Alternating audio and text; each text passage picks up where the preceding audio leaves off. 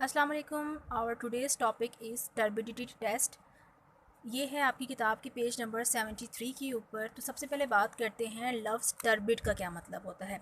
Turbid का मतलब होता है गदलापन, पानी का ख़राब होना, पानी में गदलाहट होना, पानी में चीज़ों का मौजूद होना, उसको आप कहते हैं टर्बिड। ठीक है, दो चीज़ें होती हैं, एक होता है पानी क्लियर पानी, दूसरा पानी होता है टर्बिड पानी। दोनों में फ़र्क है। क्लियर पानी जो कि जरासीम से पाक है, जिसके अंदर किसी किस्म की कोई मट्टी कोई रेत मौजूद नहीं है, डैट इज़ क्लियर पानी। जबकि टर्बिड पानी वो पानी होता है जिसके अंदर मुख्तलिफ़ किस्म की गदलापन मौजूद होता है, जिसके अंदर माइक्रो ऑर्गेनिजम्स होते हैं, जिसके अंदर मट्टी होती है, जिसके अंदर सैंड होती है, तमाम चीज़ें उसके अंदर मौजूद होती हैं। तो बेसिकली ऐसा टेस्ट जो कि पानी की प्योरिटी को चेक करने के लिए किया जाता है, उस टेस्ट को आप कहते हैं टर्बिडिटी टेस्ट। और ये बहुत आसान सा टेस्ट है, आप सिंपल आंखों से देख के बता सकते हैं। आपके पास 2 गिलास अगर हों पानी के, एक आपको पानी जो है वो साफ़ सुथरा नज़र आ रहा हो, उसके अंदर कोई मट्टी नज़र नहीं आ रही हो, कोई रेत नज़र नहीं आ रही हो, कोई पार्टिकल्स घूमते हुए नज़र नहीं आ रहे हो, तो आप सिंपली उसको डिक्लेयर कर सकते हैं कि ये पानी जो है ये क्लियर पानी है। जबकि जो दूसरा पानी है, दूसरा गिलास, जिसके अंदर आपको वाज़ह तौर पर कोई ना कोई चीज़ घूमती हुई नज़र आ रही है, कोई फ़ाइबर है, कोई रेत है, कोई मट्टी है, आपको उसका कलर भी चेंज लग रहा है, तो इस तरह का पानी जो होता है उसको आप कहते हैं टर्बिड पानी। तो टर्बिडिटी टेस्ट ऐसा टेस्ट होता है जो कि पानी की क्लैरिटी को या पानी की प्योरिटी को इंडिकेट करता है।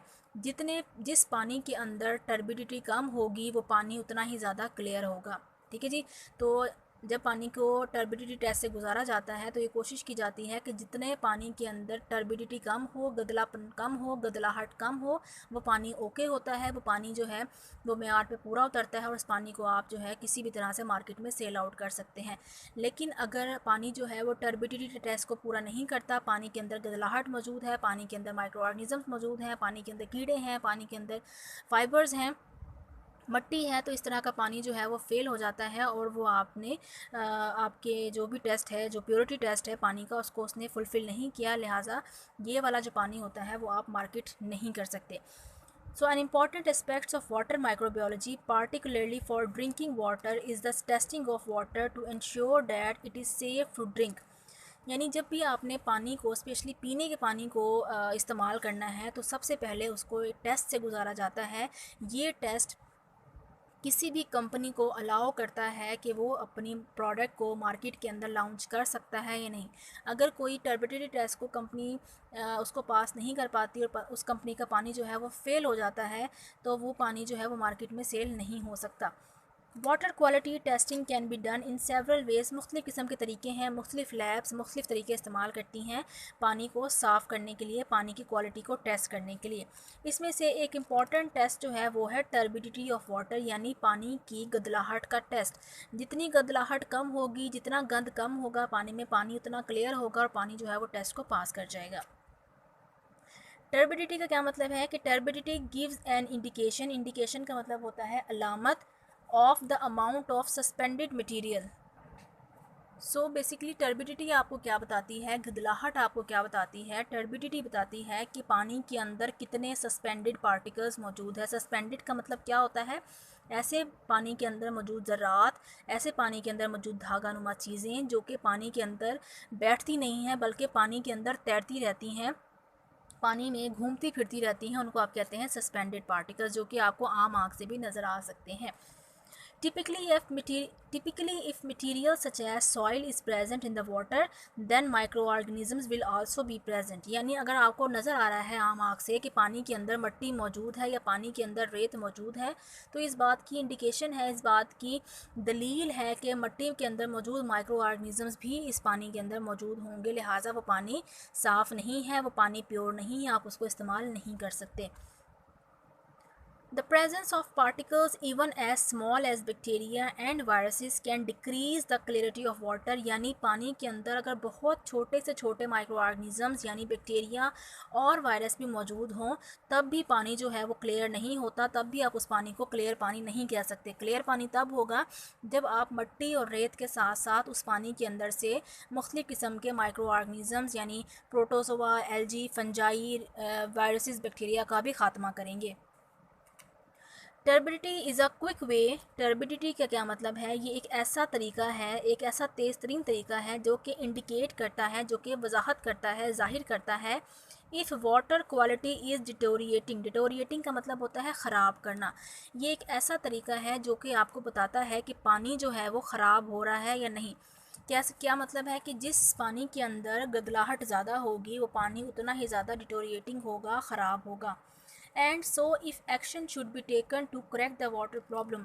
और आपको ये भी बताता है कि अगर पानी के अंदर गदलाहट है तो फिर आपको एक्शन लेना चाहिए, आपको पानी को साफ़ करने के लिए किसी न किसी प्रोसेस से गुजारना चाहिए। वो 6 के 6 प्रोसेस जो कि आपने ये पीछे जो पढ़े हैं, इनमें से किसी भी तरीके से आप पानी को जो है फिर आपने साफ़ करना है। बहुत सारे ममालिक में water microbiology is also the subject of legislation. Legislation का मतलब है कानून साजी, यानी बहुत सारे ममालिक में पानी के ऊपर बाकायदा कानून मौजूद हैं कि इस तरह के कवानीन मौजूद हैं कि आप गलत पानी या आप इम्प्योर पानी या आप ख़राब पानी जो है लोगों को नहीं पहुँचा सकते। ना सिर्फ लोगों को मार्केट में सेल कर सकते हैं बल्कि लोगों के घर तक, आवाम के घर तक भी गंदा पानी नहीं पहुँचना चाहिए। उससे मुख्तलिफ़ किस्म की बीमारियाँ जो हैं फैलती हैं। इस पर बाकायदा जो है मुख्तलिफ़ मुल्कों ने कानून साजी भी जो है वो की हुई है।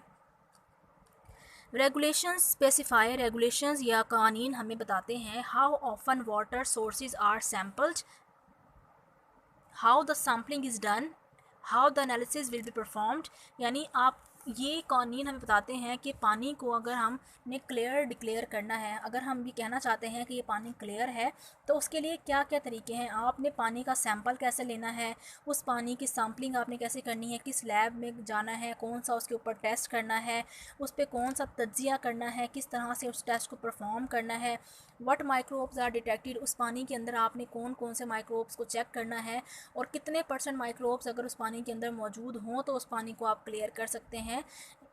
And the acceptable limit of for the target micro organisms in the water sample, और कितने % अगर पानी के अंदर माइक्रो ऑर्गेनिज़म मौजूद हो तो आप कहेंगे कि ये पानी साफ़ है, वरना आप उसको गलत करार दे देंगे। यानी अगर पानी के अंदर आप किसी कंपनी ने क्लेम किया है कि ये मैंने पानी साफ़ किया है और मैं इसको मार्केट करना चाहता हूँ, तो ऐसे वो पानी को मार्केट नहीं कर सकता, सेल नहीं कर सकता जब तक वो उसको मुख्तलिफ़ कंपनीज़ या मुख्तलिफ़ लेबॉर्ट्री से टेस्ट नहीं करवाता। और लेबॉर्ट्री का फिर प्रॉपर प्रोसीजर्स होते हैं, उन्होंने कानून के मुताबिक उन प्रोसीजर्स पे अमल करना होता है। मुख्तलिफ़ किस्म के टेस्ट से पानी को गुजारा जाता है।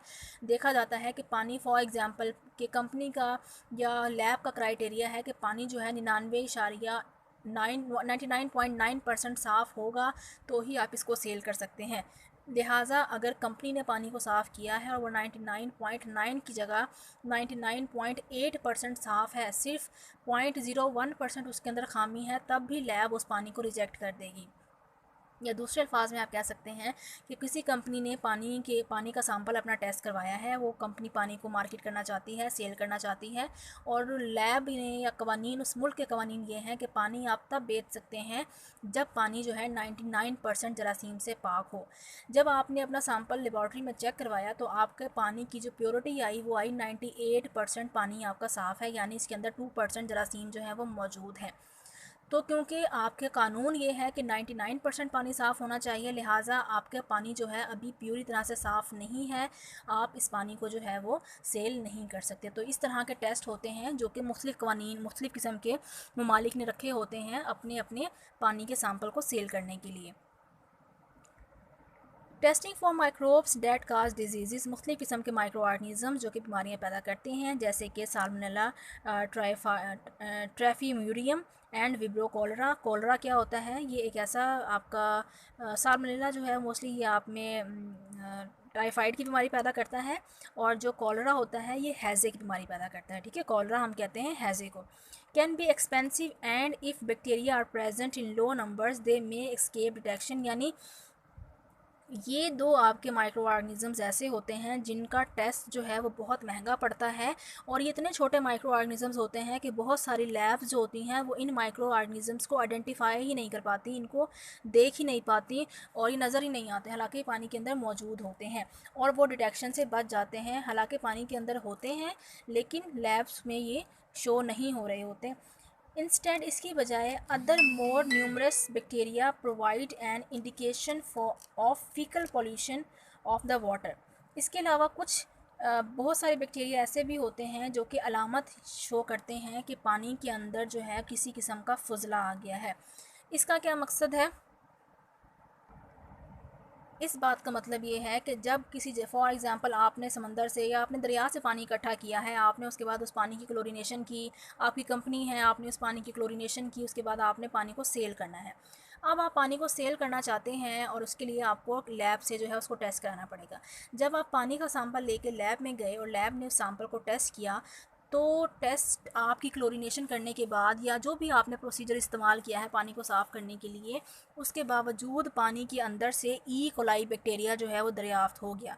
लैब ने फाइंड कर लिया कि पानी के सैंपल के अंदर ई कोलाई बैक्टीरिया जो है वो मौजूद है। तो ई कोलाई बैक्टीरिया आपको पता है कि कहाँ होता है? ई कोलाई बैक्टीरिया आपकी छोटी आंत के अंदर होता है और वक्त के साथ साथ ही पुराना बैक्टीरिया मरता जाता है और नया bacteria as a normal flora आपकी बॉडी में बनता रहता है। तो ये जो ई कोलाई होता है ये इंसान के फीसिस के ज़रिए से, उसके फुजले के ज़रिए से उसकी बॉडी से खारिज होता है और ये फुजला आपका पानी में जाता है, दरियाओं में जाता है, समुद्रों में जाता है, नदी नालों में जाता है और इसी पानी को कंपनियां जो है वो साफ़ करके भेजती हैं।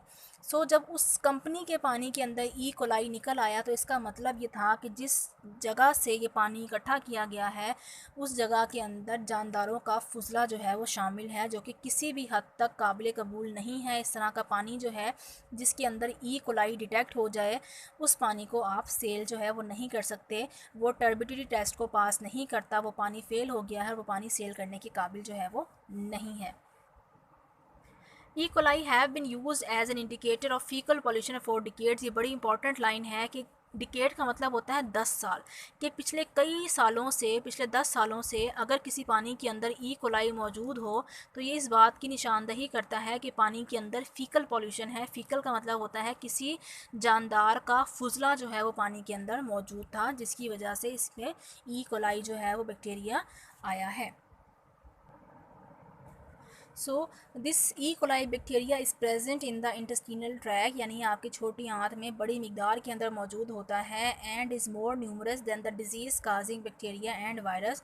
और ये क्योंकि तमाम जानदारों की बॉडी में मौजूद होता है, अरबों की तादाद में दुनिया की आबादी है, तमाम जानदारों की बॉडी में, तमाम इंसानों की बॉडी में ये माइक्रो ऑर्गेनिज्म मौजूद होता है और वो डेली बेसिस पे जब फुजला पानी के अंदर शामिल होता है तो ये वायरस, ये जो ई कोलाई बैक्टीरिया है, ये सबसे ज़्यादा पानी के अंदर जो है वो पाया जाता है। The chance of detecting E. coli are better than detecting the actual disease causing microorganism. और ई कोलाई को पानी के अंदर देखना जो है वो इंतहाई आसान है। यानी अगर किसी पानी के अंदर ई कोलाई पाया जाता है तो इसका मतलब है कि इस कंपनी ने पानी को बिल्कुल भी साफ़ नहीं किया, एज सच जो है आपको पिला दिया है। क्योंकि ई कोलाई बैक्टीरिया एक ऐसा बैक्टीरिया है जिसको फ़ौरी तौर पर डिटेक्ट किया जा सकता है, जिसको डिटेक्ट करने के लिए कोई बहुत ज़्यादा हैवी मशीनरी या हैवी माइक्रोस्कोप से इस्तेमाल नहीं करनी पड़ती। ये आपको सिंपल माइक्रोस्कोप से भी नज़र आ जाता है, सिंपल टेस्टिंग से भी पता चल जाता है कि पानी के अंदर ई कोलाई बैक्टीरिया मौजूद है। और अगर किसी पानी के अंदर ई कोलाई बैक्टीरिया निकल आए तो इसका मतलब है कि कंपनी जो है इंतहाई फेक है और इसने पानी को बिल्कुल भी जो है वो साफ़ नहीं किया। उसके बाद आता है द चांसेस ऑफ डिटेक्टिंग, ये हो गया जनाब।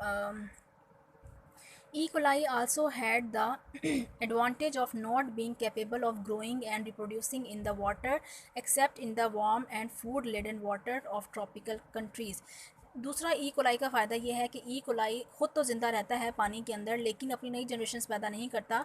ई कोलाई को अगर ज़िंदा रहना है तो उसको प्रॉपर फूड चाहिए और ऐसा पानी चाहिए जिसके अंदर उसके लिए प्रॉपर खुराक मौजूद हो, और ऐसा पानी उसको इंसानों की बॉडी के अंदर ही मिलता है, जिसकी वजह से ई कोलाई जो है वो इंसानों के अंदर ज़्यादा अच्छा ज़िंदा रह सकते हैं। जबकि पानी के अंदर ही जाता है तो ज़िंदा तो रहता है लेकिन नई नस्ल जनरेट नहीं करता।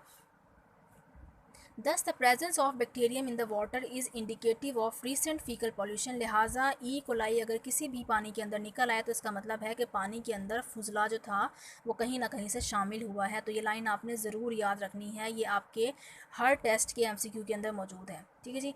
Finally E coli can be detected easily and inexpensively. और दूसरी बात ये कि ई कोलाई को देखना आसान है, कोई ख़ास आपको अपरेटस यूज़ नहीं करने पड़ते, कोई आपको महंगा नहीं पड़ता और इजीली आप इसको आइडेंटिफाई कर सकते हैं।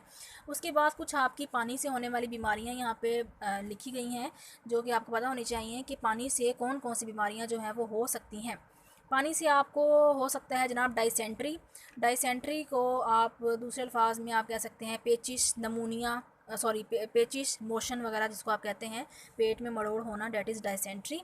ठीक है जी, ये इसको शिगेला वायरस की वजह से ये आपके पास होती है। इसके अलावा कॉलरा, कॉलरा का मतलब होता है कि ऐसी हैज़ा जिसको आप दूसरे अल्फाज में कहते हैं विब्रियो कॉलरा, इसका माइक्रो ऑर्गेनिज्म होता है। इसके अलावा हेपेटाइटिस जो आपका लीवर का इन्फेक्शन होता है, मुख्तलिफ़ किस्म के जो हेपेटाइटिस होते हैं ए बी सी, उनमें से हेपेटाइटिस ए जो है वो पानी की वजह से होता है। अगर आप गंदा पानी इस्तेमाल करते हैं तो उससे आपका पेट ख़राब हो सकता है, आपको हैज़ा हो सकता है, आपको हेपेटाइटिस ए हो सकता है, टाइफाइड फीवर हो सकता है, यानी आपको ऐसा बुखार जो कि आपके दिमाग में चढ़ जाता है, आप में चेस्ट इन्फेक्शन पैदा करता है, उस तरह का आप में सांस का मसला पैदा करता है, वो टाइफाइड फीवर होता है। मलेरिया, मलेरिया क्योंकि मच्छर से होता है, और मच्छर जो है वो गंदे नदी नालों पर और इस तरह के तालाबों के ऊपर अपनी ज़िंदगी गुजारता है, जिसकी वजह से आप में मच्छर जो है वो भी बीमारी जो है वो पैदा कर सकता है, और ये मलेरिया भी आपको मोस्टली पानी से होता है। उसके अलावा डेंगू फीवर, डेंगू फीवर जो कि पाकिस्तान में बहुत कॉमन है, हर सीज़न में हमारे यहाँ पे होता है, और कहा जाता है जनाब पानी नहीं खड़ा होने देना। पौधों में अगर आपने पानी डाला है तो कोशिश करें कि इतना पानी डालें कि पौधे फौरी तौर पर एब्जॉर्ब कर लें, पौधों को ओवरलोड नहीं करना। आपने अपने घर में अगर स्विमिंग पूल है तो कोशिश करें कि उसको क्लोरीनेशन करते रहें, स्विमिंग पूल्स को आप सफाई करते रहें और पानी को खड़ा होने से आप बचाएं। दूसरा ये कि आपके घर में अगर कोई टैंक्स हैं तो उन टैंक्स की प्रॉपर आप सफाई करें, पानी को ज़्यादा देर अपने घर में ना खड़ा होने दें, ना ही घर के बाहर खड़ा होने दें। इसके अलावा ये है एस्केरियासिस, राउंड वर्म्स इन्फेस्टेशन। ये मोस्टली जो बच्चे होते हैं, छोटे बच्चे, उनके पेट में जब फीसिस के ज़रिए से कुछ कीड़े पाए जाते हैं जो कि उनके फुजले के ज़रिए से उनके बॉडी में दाखिल होते हैं, उनकी बॉडी से रिलीज़ होते हैं, तो इनको आप कहते हैं पेट के कीड़े, और मोस्टली बच्चों में पाए जाते हैं जब वो मट्टी खाते हैं या जब वो गंदा पानी बच्चे इस्तेमाल करते हैं। जो बच्चे अंडर डेवलप्ड कंट्रीज़ में रहते हैं, क्योंकि उनके पास पानी के प्रॉपर रिसोर्सेज नहीं होते, तो वो जब गंदा पानी पीते हैं तो उनके पेट के अंदर से मुख्तलिफ़ किस्म के कीड़े जो हैं वो जनरेट होते हैं, और यही कीड़े उनके फुजले के ज़रिए से एक्सक्रीट होते हैं और दोबारा से पानी के अंदर जो है शामिल होकर हमारे पानी को ख़राब करते हैं। उसके अलावा जी कंपाइलोबैक्टीरियोसिस, ये भी आपके जो है पानी का इन्फेक्शन पैदा करता है। इसके अलावा जियार्डियासिस, ये भी आपका एक किस्म का प्रोटोजोआ ही होता है। ये कीड़े होते हैं पानी के जो कि आपकी बॉडी में मुख्तलिफ़ किस्म के पेट के मसाइल पैदा करते हैं, पानी में मरोड़ पैदा करते हैं। ठीक है जी, सिम्टम्स क्या होती हैं? पेशेंट को डायरिया होता है, डायरिया का मतलब होता है कि पेचिस लग जाते हैं, पानी बॉडी से कम हो जाता है। हेडेक, सर में दर्द होता है। उसके अलावा वोमिटिंग हो सकती है, और उसके अलावा उसको मतली हो सकती है, उसको फ़ीवर हो सकता है, उसको जीआईटी मसला हो सकता है, उसको लग सकता है कि मुझे जो है वो एसिडिटी हो रही है। इस तरह के मसाइल जो हैं वो देखने में आते हैं।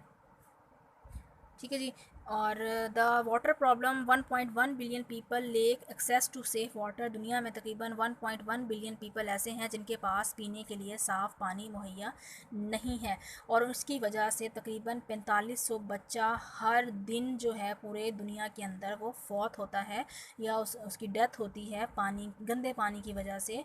तो लिहाजा पानी जो है उसको इंतहाई केयरफुली इस्तेमाल करें, ये पानी को वेस्ट ना करें। बड़ी इंपॉर्टेंट चीज़ कि पानी को आप वेस्ट ना करें। जो पानी आपके पास अवेलेबल है औरों के पास वो अवेलेबल नहीं है। पहली चीज़ तो ये कि आपने पानी को वेस्ट नहीं करना। दूसरी चीज़, जब आपने पानी को पीना है तो कोशिश करें कि अगर आप मिनरल वाटर अफोर्ड नहीं कर सकते तो आप पानी को बॉयल करके ज़रूर इस्तेमाल करें, ताकि आप मुख्तलिफ़ किस्म की बीमारियों से जो है वो महफूज रह सकें। तो आपका वाटर माइक्रोबायोलॉजी जो है वो चैप्टर यहाँ पे ख़त्म होता है। नेक्स्ट हम चैप्टर स्टार्ट करेंगे माइक्रोबायोलॉजी ऑफ एयर। ठीक है जी, उसको हम नेक्स्ट लेक्चर में पढ़ेंगे। इस पूरे चैप्टर से रिलेटेड अगर आपको कोई भी इशू है, कोई भी मसला है, तो आप मुझसे पूछ सकते हैं। Thank you so much.